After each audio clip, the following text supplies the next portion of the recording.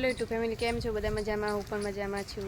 હર હર મહાદેવ બધાને. અને જો આપણે મસ્ત મસ્ત નહીં ધોઈને ફ્રેશ થઈ ગયા અને રાહુલ વે આવી ગયા હે નોકરી ને આપણે મસ્ત મજાનું ખાઈ લીધું હે ના હવે તો વાળામાં હવે કોમ્પલ વાળી રહી વાગ્યા છે અત્યારે 2 અને કુલુભાઈ અત્યારે ઊંઘી જાય એટલે ટાઈમ મળ્યો એટલે આપણે એ ગયા વાળામાં અને ભેંસન ગાયન બધાને ચાર નાખી છે તો બધા ચાર ખાય છે. બધા ચાર ખાવા માંડ્યા છે બટકુન બધા. એ યુટ્યુબ ફેમિલી કેમ છો બધા? મજામાં? તો જોઈ શકો આપણે સવારમાં ફુલેવરમાં પાછું પાણી ચાલુ કરી દીધું. આજ સવારે વહેલું થોડું ચાલુ કરું ને તો શું મારે નોકરીનો ને 2 કામ હચવાઈ રહે. આ 2-2.5 કલાકમાં આખું ખેતર પાણી પી રહેશે. અને આજ તો અહીંયા પહેલાંથી જ ચાલુ કર્યું હોય. આ એક ચારોના બીજો ચારામાં ચાલુ કર્યું હોય. ઘા પાણી હેડે આ બાજુથી પાણી આવે આથી નેકે નેકે નેકે નેકે ઠેઠ અહીંયાથી તો હજુ ઠેઠ સામે વાળું જે પાણી લઈ જવાનું આપણે. તો તમે બન્યા રહેજો બ્લોગમાં.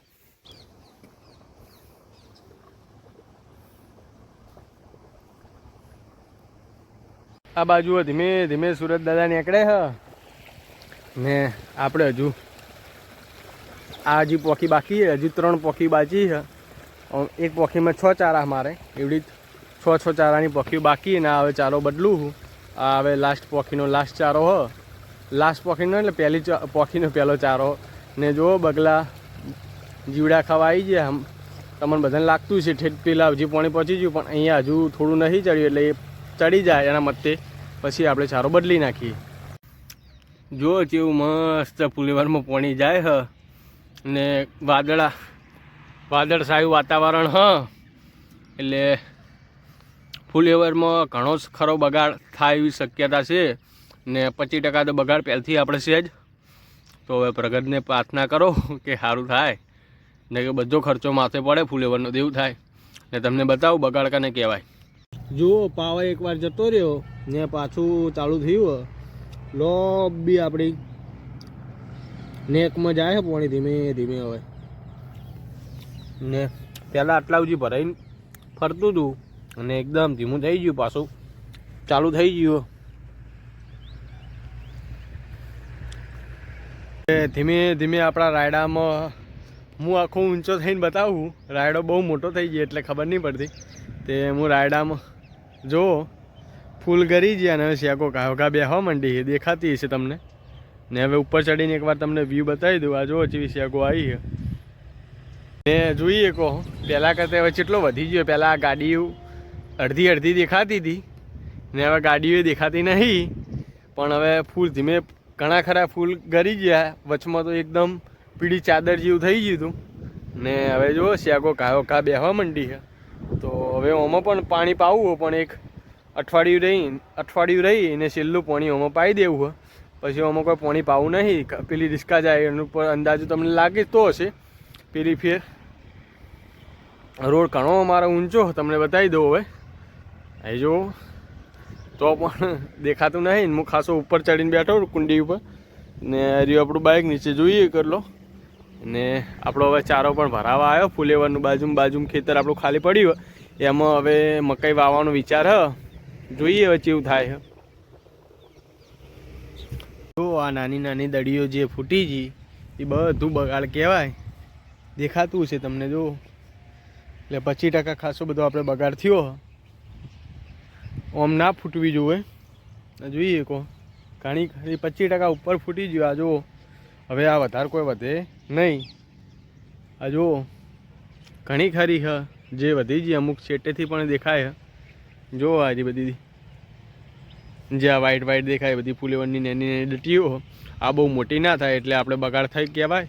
પણ આમ બધા ઉખાડીને ફેંકી મારે પણ આપણે ગાયો હ એટલે શું કરશે જે પછી મોટા પત્તા થાય એટલે કાપીને ગાયોને ખવડાવવા કોમ આવી જાય આપણે સારમાં. જો આપણે મસ્ત હવે કેટલા વાગ્યા હે? 4 વાગ્યા હી અને આપણે હવે પોણી હજી આવી નહીં. પોણી આવવાની રાહ જોઈને બેઠા હે તો પોણી આવત બધું કામ થઈ જાય ફટાફટ. અને કુલુભાઈએ આજ તો લોબી ઊંઘ લીધી હે. 12 વાગ્યાના ઊંઘ્યા હે ત્યાં મસ્ત મસ્ત ક્યુટી ક્યુટી થઈને હોઈ જઈએ. જોઈએ કહો ફૂલુભાઈ જો તરત વિડીયો ચાલુ કરીને તરત જ આખો જાગી જઈએ. ના છે મસ્ત મસ્ત ટોપી પહેરી દીધી હાથ તો ડાયા ડાયા થઈ ગયા હે ને એક માણસ જો પડી પડ્યું નાટક કરે છે. કાલ અમારી અસિક મજાક ઉડાવતું હતું કે તને કોઈ ખોટું થતું નહીં, કોઈ શરદી થઈ નહીં, કોઈ તાવ આવ્યો નહીં, એટલે આપણે ઊંઘ્યા હતા કાલ. એટલે એક માણસ જો આજ તો કોટો વગાડીને બેઠો હે.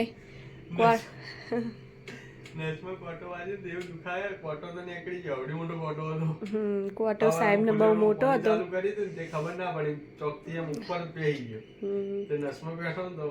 એ જગ્યાએ જો હું હોત ને તો ઉપર જ જતી રહ્યો ડાયરેક્ટ. પણ સાહેબ હતા કારણ કે મને વાગવાનું લખ્યું નહોતું.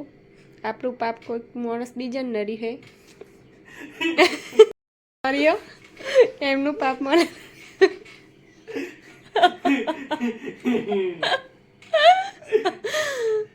भगवान सब कुछ सच बुलाता है, सच नहीं बुलाता जो ये तो बोलता बोला ही जाए बोलते ना बोला जाए, हाचू बोलाय, हाचू ना बोलाय. साहेब ने आज બહુ તકલીફ થી હે પગે. આજ તો બહુ દુખાતું હશે. પાણી પાવા ગયા હતા સવારમાં વહેલા વહેલા ઉઠીને એટલે થયું હે બધું. નસમાં કોટો વાગી ગયો હોય તો સાહેબે ગરમ પાટો બાંધી દીધો હે. ગરમ પાટો બંધાઈ જાય થોડું ઓછું દુખાય. એના લીધે થોડો તાવ જેવું આવી ગયું છે. તો સાહેબને ગોળી કરાઈ છે એટલે હવે થોડી રાહત થાય. પછી સાહેબ રૂટીન કામ ચાલુ કરી નાખે. તો સાહેબની ફૂલ ચાકરી કરવી પડશે. અમારે તો તાવ આવે તો કોઈ ચાકરી નહોતું કરતું, પણ સાહેબને જો આટલું થોડું થયું છે તો આપણે એમની ફૂલ ચાકરી કરવી પડશે. એ તો મને ખબર છે. તો ચાલો આપણે હવે બધું કામ ફટાફટ પલવાડી રહીએ. ના તો પાછી સાહેબની વેઠ વધી જઈએ આપણે. જો સાહેબનો મસ્ત મજાનો લેપ ચોપડવાનો. મસ્ત મજાનો હોય લેપ. સાહેબનો કોટો વાગ્યો તો એના ઉપર લેપ લગાવવાનો. ગરમ લાઈ જેવું કરી લાઈ. કે ગરમ તો અડદર અને ગરમ વાળા હળદર, ગોળ ને મીઠું ને કુલું જો જોઈ રે શું થયું. તો સાહેબ જો આપણને સેવા ચાકરી આવી બધી સેવા ચાકરી કરાવે આપણા વાહન આપણા ટાઈમે ઊંઘી જાય. જાને આપણને થાય ને તાવ આવે એટલે શું સેવા ચાકરી દવા કરાવવાની હોય. દવા ના થોડું બોમ્બ ઘસ્યાલો શરદી થઈ ગઈ બધું ના કરવું પડે. ના જો સાહેબ ને આપણે સેવા ચાકરી કરીએ એવી સેવા ચાકરી આપણે નહીં થતી. બાકી ગરમ કરી એમને શરદી ને ઉધરસ ને બધું થાય ને તો બધું આપણે કરવું પડે. ને ગરમ કરીને બંધો વાળતી લાગે બધે એવું લાગે. તો વિશ્વાબેન આપણે દહીં લઈને બેસી ગયા અત્યારમાં રાતે ઠંડુ એકદમ ફ્રીજનું આઈસ. તો વિશ્વાબેન એ બીમાર પડતી લાગે ને સાહેબે સૂતા હે. આજ સાહેબની તબિયત બહુ લીક થઈ ગઈ છે. એના લીધે તાવ આવી ગયો સાહેબને થોડો. અને આજનો વિડીયો કોક આવો રહ્યો ને તમને ગમ્યો હશે તો પ્લીઝ અમારી ચેનલને લાઈક અને સબસ્ક્રાઈબ કરી દેજો. તો બધાને જય માતાજી અને ગુડ નાઇટ. બાય.